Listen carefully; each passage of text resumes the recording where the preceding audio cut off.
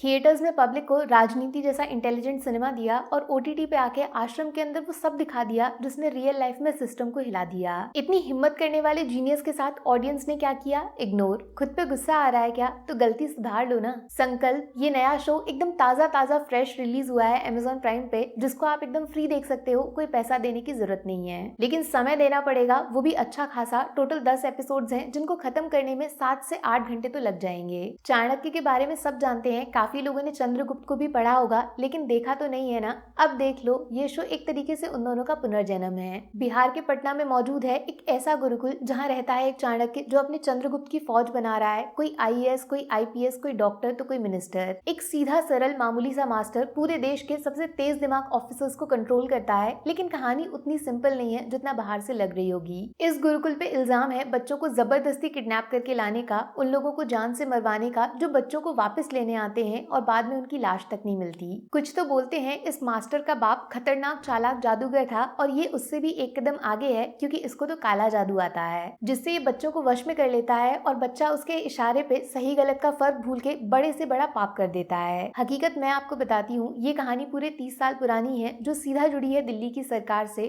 मुख्यमंत्री सीएम से बदला, ये है अपने मार्ट साहब का असली संकल्प। बट हेलो, तो क्या मैं ये बोलना चाह रही हूँ कि एक इंसान पूरे 30 साल में 3000 बच्चों को इकट्ठा किया, उनको पढ़ाया लिखाया, बड़ा अफसर बनाया, सिर्फ इसलिए ताकि वो एक इंसान से बदला ले सके? तो फिर ऐसा क्या हुआ कि इसी गुरुकुल में घुस के अपने चाणक्य को खुद उसके चंद्रगुप्त ने हजारों लोगों के सामने गोली मार दी? ये ब्लैक मैजिक लाल कैसे हो गया? गाय तोंडे की कुकू का जादू, शंकर के मुरारी का दिमाग, पाताल लोक का विलन और शनाया कपूर के पापा, ये सब सिर्फ एक चाल है उस खिलाड़ी की जो जिंदा इंसान से चेस खेल रहा है। अगर आश्रम को देखकर आपको लगा था ऐसा भी होता है क्या, तो संकल्प को देखने के बाद सिर्फ ये सोचोगे कि कोई ऐसा भी कर सकता है क्या।